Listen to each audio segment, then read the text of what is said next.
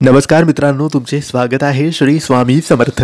मित्रांनो, सिंह राशीचे ऑगस्ट महिन्याच्या पहिल्या आठवड्याचे राशी भविष्य कसा असेल? ऑगस्ट महिन्याचा पहिला आठवडा सिंह राशीच्या लोकांसाठी कोणत्या गोष्टी होतील, कोणत्या गोष्टी नाही होणार, काय करावे आणि काय नाही करावे याबद्दल सविस्तर माहिती तुमची किंवा तुमच्या जवळच्या व्यक्तींची सिंह राशी असेल तर हा व्हिडिओ संपूर्ण बघा, कारण आम्ही सांगणार आहोत तुम्हाला ऑगस्ट महिन्याच्या पहिल्या आठवड्याचे साप्ताहिक राशी भविष्य सिंह राशीसाठी.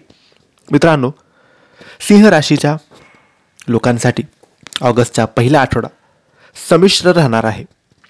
या संपूर्ण आठवड्यात तुमची कधी आनंदाची तर कधी दुःखाची परिस्थिती असेल, परंतु या आठवड्याच्या शेवटी थोडा अधिक आव्हानात्मक काळ तुम्हाला जाणवेल.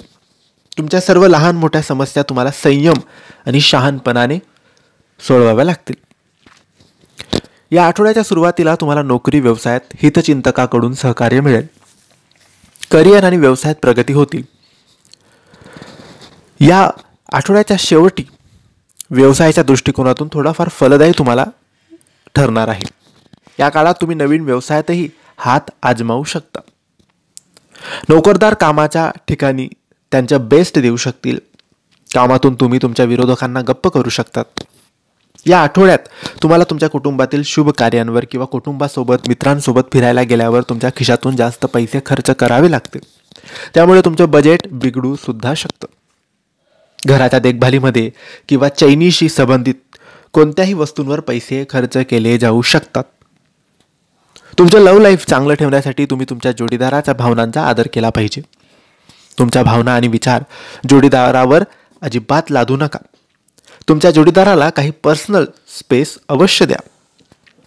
तेलकट आणि मसालेदार पदार्थांचे सेवन करणं टाळा. आपल्या आहारात हिरव्या भाज्या आणि फळांचा समावेश करा, अन्यथा आजार उद्भवू शकतात.